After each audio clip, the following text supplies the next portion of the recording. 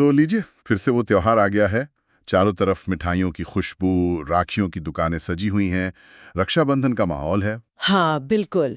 और ये सिर्फ मतलब रस्मों और तोहफों का त्योहार नहीं है। इसके पीछे गहरा अर्थ है, अपना एक इतिहास है और बहुत ही दिलचस्प कहानियां जुड़ी हुई हैं। सही बात है। तो आज हम इसी पर थोड़ी गहराई से बात करेंगे, है ना? समझेंगे कि रक्षाबंधन का मतलब क्या है, इसकी रस्में क्या हैं, और वो कौन सी कहानियां हैं जो इसे इतना खास बनाती हैं। बिल्कुल। आज का हमारा मकसद यही है कि हम इन स्रोतों के जरिए इस त्योहार के असली सार को, इसकी आत्मा को समझ सकें। ठीक है, तो शुरू करते हैं इसके नाम से ही।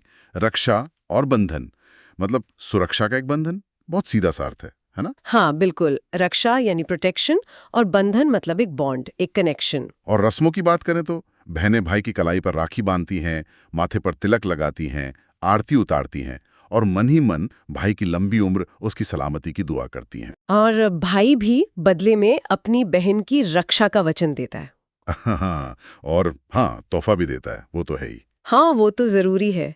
लेकिन ये जो वचन है, ये ज्यादा महत्वपूर्ण है शायद। बिल्कुल। और दिलचस्प बात यह है कि ये बंधन सिर्फ सगे भाई बहनों तक ही सीमित नहीं है। मतलब कितने ही लोग अपने कजिन्स को राखी बांधते हैं, या फिर दोस्त भी होते हैं जिन्हें मुंह बोले भाई बहन कहते हैं। हाँ, बिल्कुल। ये दायरा काफी बड़ा है। और अगर इतिहास में झांकें तो इसका रूप और भी व्यापक था। ये हमेशा से सिर्फ भाई बहन का त्योहार नहीं था। कभी कभी ये राजनीतिक गठजोड़ का जरिया बनता था। अच्छा, राजनीतिक गठजोड़ राखी से? हाँ, मतलब रानियां पड़ोसी राजाओं को राखी भेजकर मदद मांगती थीं, एक तरह का भाईचारा या संधि स्थापित करने के लिए।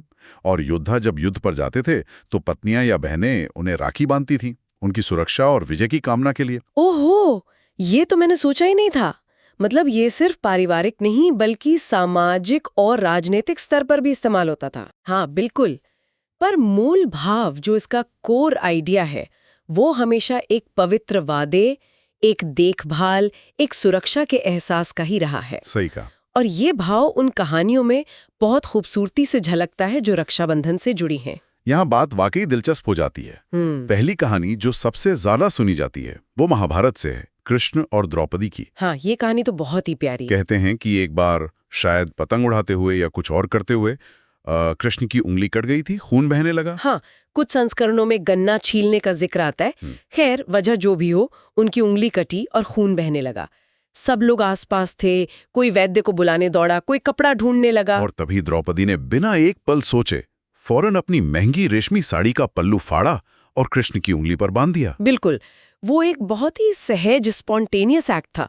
उसमें कोई हिसाब किताब नहीं था, सिर्फ एक सच्ची देखभाल, एक अपनापन था। कृष्ण इस बात से इतने ज्यादा प्रभावित हुए, इतने द्रवित हुए कि उन्होंने द्रौपदी को वचन दिया कि वो इस धागे के हर तार का कर्ज चुकाएंगे। उन्होंने कहा कि वो हमेशा उनकी रक्षा करेंगे। और उन्होंने अपना वचन निभाया भी। सालों बाद जब भरी सभा में कौरवों ने द्रौपदी का चीरहरण करने की कोशिश की, हाँ, वो भयानक दृश्य। तब कृष्ण ने ही उनकी लाज बचाई। कहते हैं कि वो साड़ी अंतहीन हो गई। खींचते खींचते दुशासन थक गया, पर साड़ी खत्म नहीं हुई। ये उसी साड़ी के टुकड़े का मान था जो द्रौपदी ने कभी कृष्ण की उंगली पर बांधा था। क्या बात है! ये कहानी दिखाती है कि रक्षा का वचन कोई मामूली चीज नहीं है। ये एक गहरा अटूट वादा है। ये रस्म से कहीं बढ़कर है। बिल्कुल।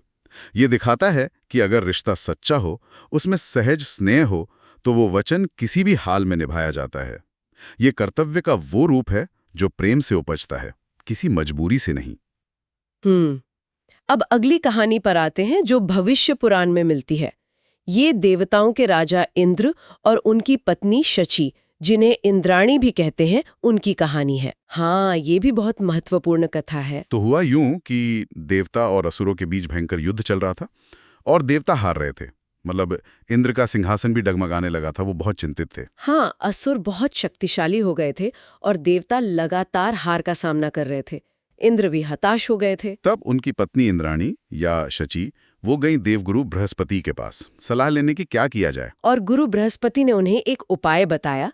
उन्होंने एक पवित्र धागा, जिसे मंत्रों से अभिमंत्रित किया गया था, इंद्राणी को दिया और कहा कि इसे श्रावण मास की पूर्णिमा के दिन इंद्र की दाहिनी कलाई पर बांध दें। अच्छा, तो उन्होंने वैसा ही किया।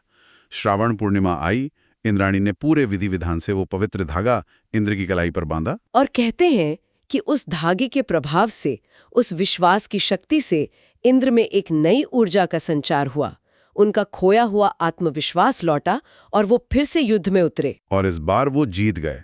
उन्होंने असुरों को हरा दिया और अपना राज्य वापस पा लिया। हाँ, वो विजयी हुए।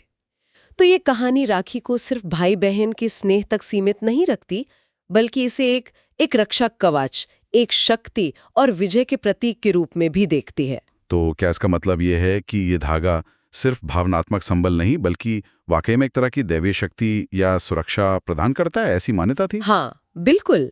ये कहानी इसी ओर इशारा करती है कि ये धागा जब पवित्र भावनाओं और मंत्रों के साथ बांधा जाता है तो वो सिर्फ धागा नहीं रहता, वो एक तरह का आशीर्वाद बन जाता है, एक सुरक्षा कवच, ये दैवीय संरक्षण का प्रतीक बन जाता है। ये तो बहुत दिलचस्प पहलू है।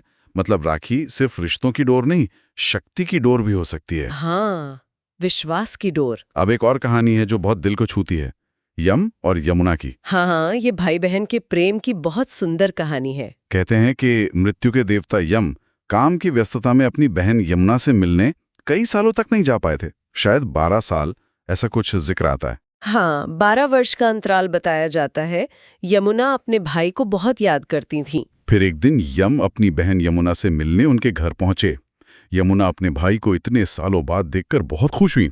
उन्होंने उनका खूब आदर सत्कार किया, अच्छा खाना खिलाया। और फिर उन्होंने यम की कलाई पर राखी बांधी, उनके माथे पर तिलक किया और उनकी लंबी उम्र और सलामती की कामना की। यम अपनी बहन के स्नेह और आदर को देखकर इतने ज्यादा प्रसन्न हुए, इतने भावुक हो गए कि उन्होंने यमुना को वरदान दिया कि वो अमर हो जाएंगी, नदी के रूप में वो हमेशा बहती रहेंगी। और सिर्फ यही नहीं, हाँ, उन्होंने एक और बात कही जो आज भी रक्षाबंधन से जुड़ी है। बिल्कुल। यम ने कहा कि आज के दिन यानी श्रावण पूर्णिमा को जो भी भाई अपनी बहन से राखी बंधवाएगा और उसकी रक्षा का वचन देगा, उसे मृत्यु का भय नहीं सताएगा, उसे लंबी आयु प्राप्त होगी। वाह! तो यहाँ राखी बहन के आशीर्वाद और भाई की दीर्घायु से जुड़ गई। मतलब बहन की प्रार्थना में इतनी शक्ति है। हाँ, ये कहानी बहन की स्नेह और उसकी प्रार्थना के महत्व को उजागर करती है। ये दिखाती है कि बहन का आशीर्वाद भाई के लिए कितना मायने रखता है और कैसे ये त्योहार सिर्फ इस जीवन की सुरक्षा नहीं बल्कि दीर्घायु और मंगल कामनाओं से भी जुड़ा है। इसमें एक दैवीय आशीर्वाद का पहलू जुड़ जाता है। सच में बहुत सुंदर। और अब आते हैं एक और अनोखी कहानी पर, राजा बलि और देवी लक्ष्मी की। ये थोड़ी अलग है ना? हाँ, ये कहानी रिश्ते के एक अलग ही आयाम को दिखाती है।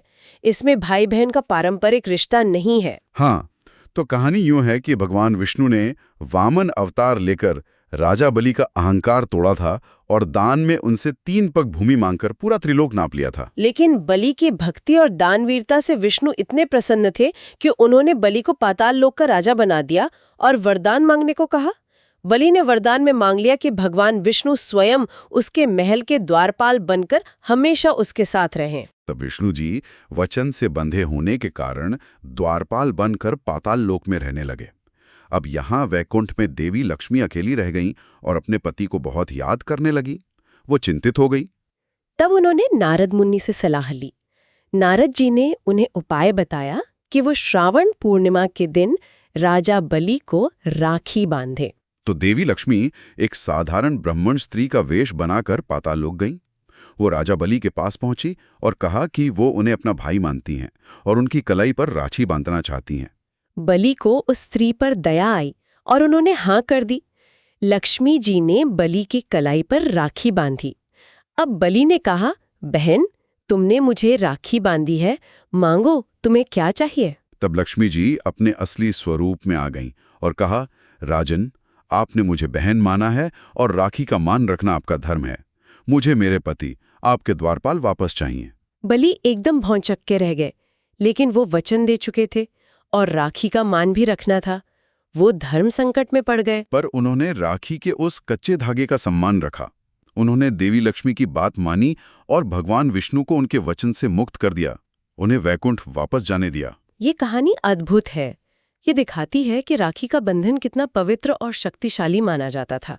ये सिर्फ स्नेह या सुरक्षा तक ही सीमित नहीं है। हाँ, इसमें सम्मान और वचनबद्धता का तत्व बहुत मजबूत है। मतलब एक राजा जो सर्वशक्तिमान है अपने लोक में, वो भी एक धागे के वचन से बंध गया। बिल्कुल, ये दिखाता है कि राखी एक तरह का सामाजिक और नैतिक अनुबंध भी बन सकती है। ये रिश्ते की पवित्रता और दिए गए वचन के प्रति सम्मान और जिम्मेदारी पर जोर देती है, चाहे वो वचन किसी भी परिस्थिति में दिया गया हो। यहाँ राखी ने मित्रता और सम्मान का एक नया रिश्ता बनाया। तो अगर हम इन सभी कहानियों को एक साथ देखें, कृष्ण द्रौपदी, इंद्र इंद्राणी, यम यमुना, बलि लक्ष्मी, तो हमें रक्षाबंधन के कई अलग अलग रंग दिखते हैं। कहीं ये सहज प्रेम और सुरक्षा का वादा है, कहीं ये शक्ति और विजय का प्रतीक है, कहीं बहन का आशीर्वाद और भाई की दीर्घायु की कामना है, तो कहीं ये सम्मान और वचन निभाने की जिम्मेदारी है। हाँ, ये सब पहलू मिलकर ही रक्षाबंधन के त्योहार को इतना गहरा और बहुआयामी बनाते हैं। तो इस सब का आज के दौर में क्या मतलब है? आज की दुनिया में ये त्योहार हमें क्या सिखाता है? देखिए, आज की दुनिया में शायद हमें असुरों से लड़ने की जरूरत ना हो या राजाओं से वचन ना लेने पड़े, हाँ, वो तो है। लेकिन सुरक्षा का मतलब आज भी उतना ही जरूरी है। और सुरक्षा सिर्फ शारीरिक नहीं होती है ना।